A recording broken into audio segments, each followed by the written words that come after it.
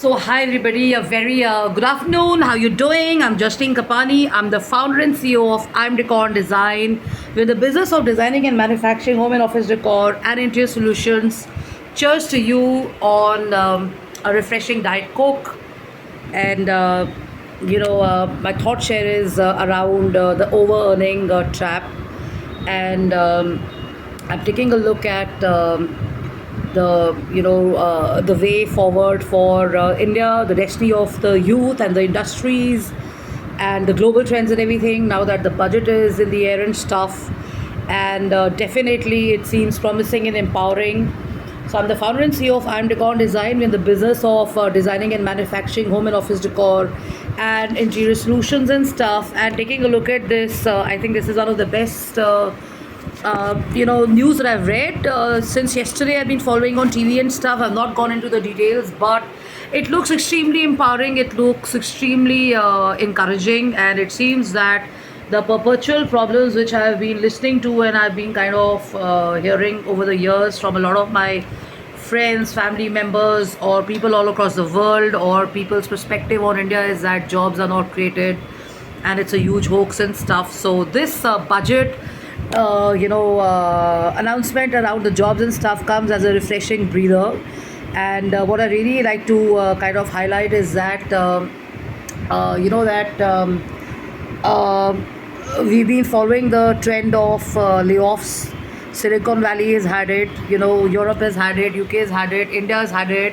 A lot of startups have failed in India, and unfortunately, the sad part is that the political leaders or the heads of the government, which is our people, the ministers and the politicians and everybody gets blamed for that. So the point is, the job creations are not actually a politician's job. They're actually the job of the industry heads and stuff. That's what they've been hired for.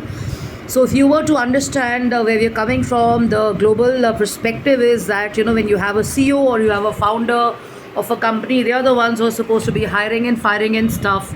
And politicians do not get into your systems. Politicians do not get into your organizations to take decisions about this. So people who blame politicians and stuff, it is not their job. I'm coming to you as a person who's worked in the corporate world with 24 years of experience and stuff. I've worked in PR organizations, I've worked in branding, marketing, I've worked with the media, I've worked in corporate communication and global PR. And one has to understand that economics is what drives the decisions and stuff, because there's a very interesting project I done with the government of India, which was on its parallel export promotions and stuff. And that's when the rise that's when the change of the economy was taking place, and it was the depreciation of the Indian rupee.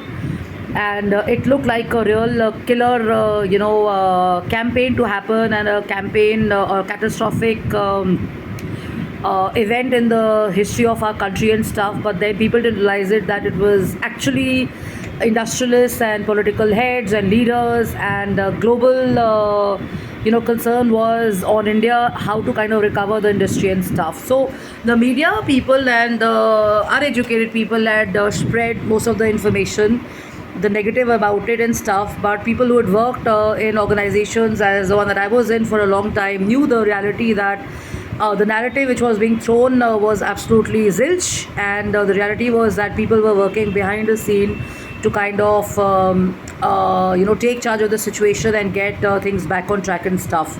So when you follow something online, when you're following political campaigns and stuff like that, make sure that you have the economic angle very clear, because that's the driving force, and following people's negative or following people's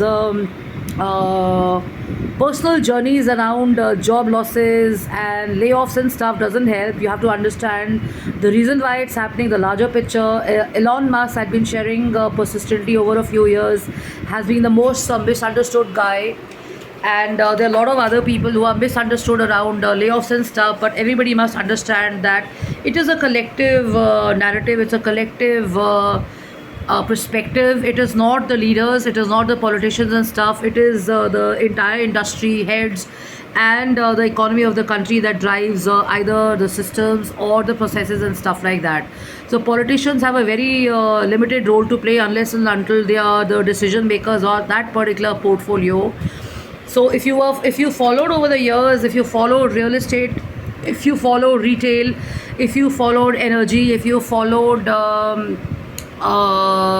whatever industry you followed, you know that it is the companies which represent us globally. It is not the leaders, and they are at the policy level, they are at the strategy level, and then they come into action and stuff.